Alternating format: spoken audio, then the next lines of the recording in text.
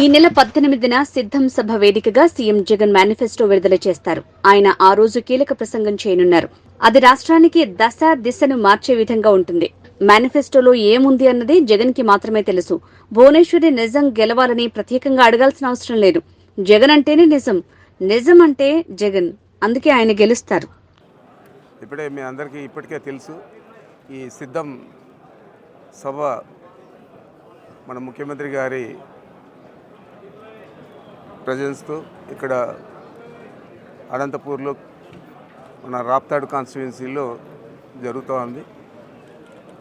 ఏర్పాట్లన్నీ కూడా దాదాపు పూర్తిగా వచ్చాయి. మరి ఈ సభకు రాయలసీమ జిల్లాల నుంచి చాలా ఎక్కువ సంఖ్యలో మా పార్టీ నాయకులు, కార్యకర్తలు అందరూ కూడా పాల్గొంటూ ఉన్నారు.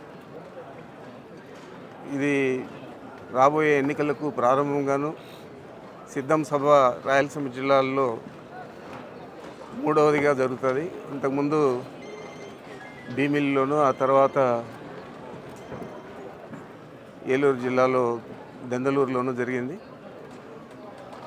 అదేవిధంగా ఇక్కడ రాయలసీమ జిల్లాలకు సంబంధించి అనంతపూర్లో రాప్తాడు నియోజకవర్గంలో ఈ సభ ఏర్పాటు జరుగుతోంది. ఇది 11వ తేదీ ఉండాల్సింది. దీన్ని కొన్ని కారణాల వల్ల 18కి పోస్ట్పోన్ చేయడం జరిగింది. 18వ తేదీ జరిగే సభలో ముఖ్యమంత్రి గారు ప్రధానంగా వారు పాల్గొనేదే కాకుండా ఒక ఎన్నికలకు సంబంధించి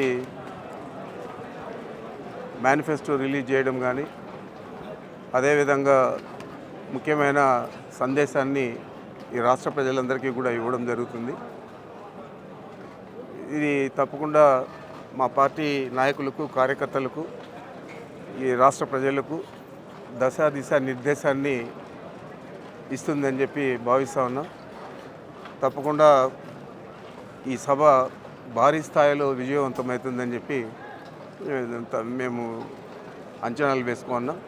దానికి తగినట్లు ప్రజల్లో కూడా చాలా ఉత్సాహంగా ఉంది. ఎప్పుడెప్పుడు 18వ తేదీ వస్తుందా, ఎప్పుడెప్పుడు ఈ సభ జరుగుతుందా అని అందరూ కూడా చూస్తూ ఉన్నారు. దీన్ని విజయవంతం చేయాల్సిన బాధ్యత వేదిక మీద ఉన్న మా శాసనసభ్యులు, పార్లమెంటరీ కోఆర్డినేటర్లు వీళ్ళందరూ కూడా చూస్తూ ఉన్నారు. మొత్తం మీద భారీ స్థాయిలో ఈ సభ విజయవంతమవుతుందని చెప్పి భావిస్తూ ఉన్నాను. నో ఐడియా, అది ముఖ్యమంత్రి గారికే తెలుసు. మంచిదే, అలా జరిగితే కూడా మంచిదే.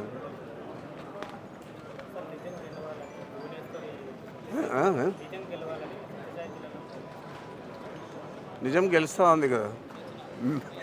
జగన్మోహన్ రెడ్డి గారు అంటేనే నిజం గెలిచేది జగన్మోహన్ రెడ్డి గారు. ఆమె ప్రత్యేకంగా చెప్పనక్కర్లేదు. తప్పనిసరిగా ఇది ఒక పతనావస్థకు చేరింది తెలుగుదేశం పార్టీ.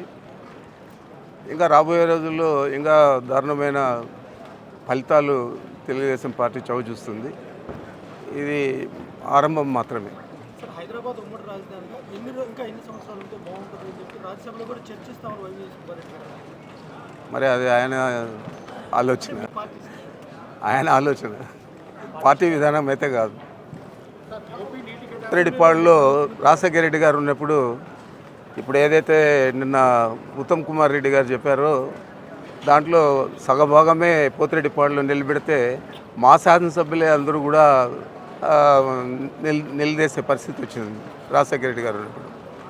మరి ఏమీ అభివృద్ధి చేయలేదంటారు, ఏమీ మన రాష్ట్రానికి చేయలేదంటారు ప్రతిపక్షం.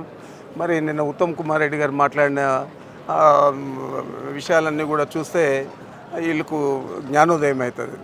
ఎందుకంటే ఆల్మోస్ట్ డబుల్ ది క్వాంటిటీ ఈరోజు మన ముఖ్యమంత్రి గారు నిలబెట్టడం జరిగింది. ఆ రోజు దాంట్లో 50% పెట్టినప్పుడే పెద్ద వాళ్ళందరూ కూడా పెద్ద ఇది చేశారు, నిరసన చేసేయడము, నిలదీయడం అంతా చేశారు. మరి ఈరోజు ఏమని మాట్లాడతారు మరి నాకు అర్థం కావడం లేదు. ఇది ఒక పట్టుదల ఉన్న నాయకుడు జగన్మోహన్ రెడ్డి గారు, ఆయన వల్లే సాధ్యమైంది. చెప్తా ఉన్నాను, అదే కదా నేను కూడా చెప్తా ఉన్నాను. ఇప్పుడు వాళ్ళు ఏదైతే నిన్న క్వాంటిటీ ఎన్ని క్యూసెక్లు చెప్పారో ఆ క్యూసెక్లలో లెస్ దాన్ 50% నిలబెడితేనే ఆ రోజు అందరూ కూడా శాసనసభ్యులు పార్లమెంట్ సభ్యులు అందరూ కూడా రాజశేఖర రెడ్డి గారి దగ్గరికి పోయి నిరసన తెలియజేశారు. మరి ఈరోజు డబుల్ ది క్వాంటిటీ పెడితే కూడా కనీసం వీళ్ళు అభివృద్ధి చేయలేదు, ఇరిగేషన్ మీద ప్రాధాన్యత ఇవ్వలేదు, ఇది అని మాట్లాడుతున్నారంటే దానికి ఇంకా దయాలు వేదాలు వల్లిస్తూ ఉండట్లేదు. ప్రతిపక్షం మాట్లాడుతూ ఉంది. బట్ వాస్తవాలు వాళ్ళ శాసనసభలో జరిగిన చర్చలో ఆ వాస్తవాలన్నీ వెలికి తీసుకొని చూస్తే జ్ఞానోదయం అవుతుంది తెలుగుదేశం పార్టీ నాయకులకు, లేదా వారికి మద్దతు పలుకుతా ఉన్న ప్రతిపక్షాలకు, మీడియాకు. లోకేష్ శంకరరావు సభలు ఎట్లా చూస్తారు? శంకరరావు సభల ద్వారా అనేక ఆరోపణలు చేస్తున్నారు.